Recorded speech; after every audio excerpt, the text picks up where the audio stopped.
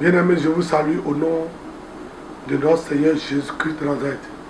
Et je profite de cette occasion de saluer tous les hommes de Dieu qui sont dans la vérité, qui savent que le ciel est leur cité, le ciel est leur point d'atterrissage. Parce que tous ceux qui crient le nom de Jésus-Christ de Nazareth aujourd'hui ne sont plus sur la voie de Dieu. Et vous qui êtes déjà, qui n'êtes pas encore tombé, je prie que vous restez sur cette voie jusqu'à ce que le Christ revienne. Amen. Et ceux qui sont tombés, je prie que le Seigneur les relève et qu'ils puissent encore entreprendre encore ce chemin étroit. Alléluia. Aujourd'hui, je voudrais vous entretenir sur le thème l'influence que le nom doit porter. Quand je vois le cas de Joseph, regardez comment sa mère, Rachel, est morte. Quand nous regardons aussi le cas de Jonathan qui a aidé David pour que Saül ne peut pas la voir.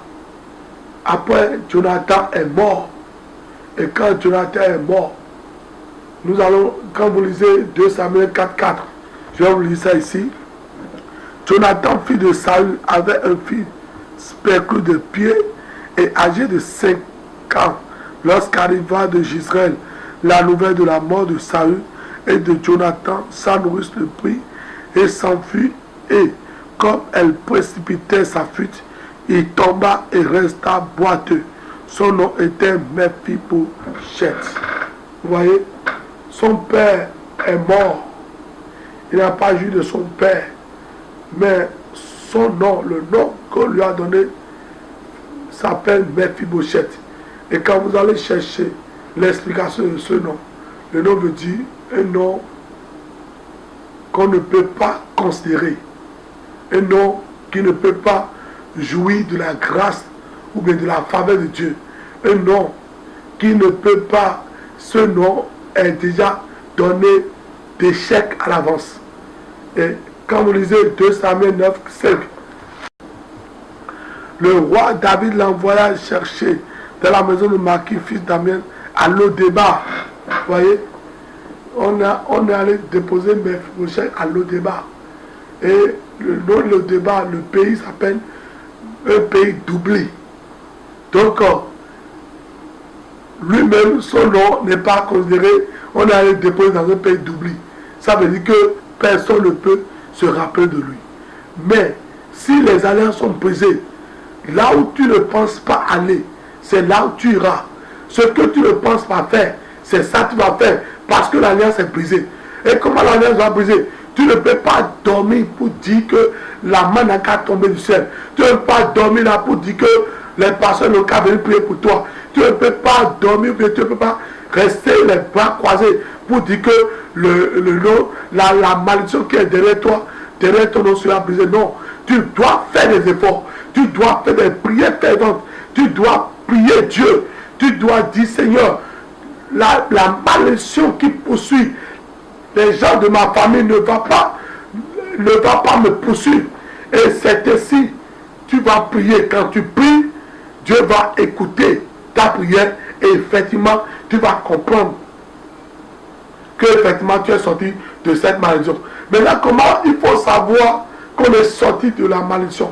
Tu dois commencer par comprendre que les gens qui n'ont pas encore donné leur vie à Christ dans ta famille, les mêmes problèmes qu'ils ont, toi tu n'as plus ces problèmes.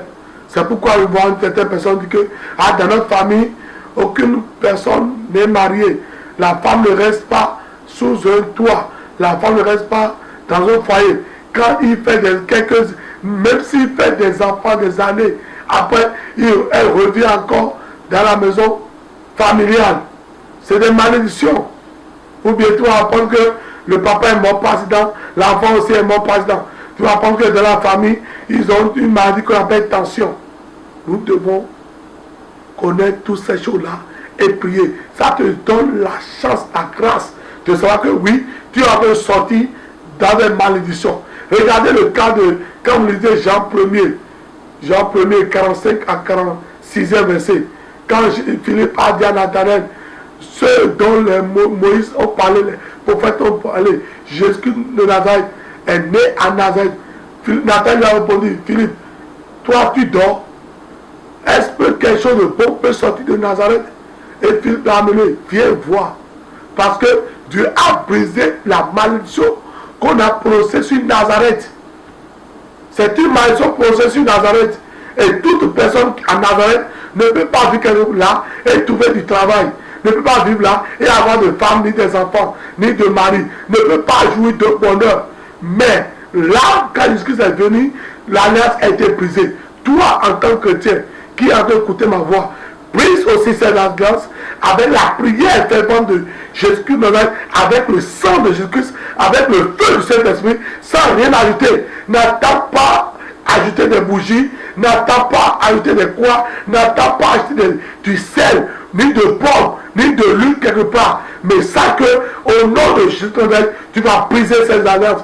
Et je prie pour toi que ce message que tu as écouté puisse réveiller ton attention et que quand tu seras en train de prier au nom de Jésus, Dieu qui voit dans le secret, Dieu qui va te voir, puisse t'écouter et que ta vie change et que demain tu puisses témoigner les merveilles de l'Éternel au nom de Jésus-Christ. Shalom, je prie pour vous, que vous soyez tous bénis au nom de Jésus-Christ, que Jésus-Christ vous visite partout où vous êtes parce qu'il est omnipotent, omniprésent au nom de Jésus. Amen.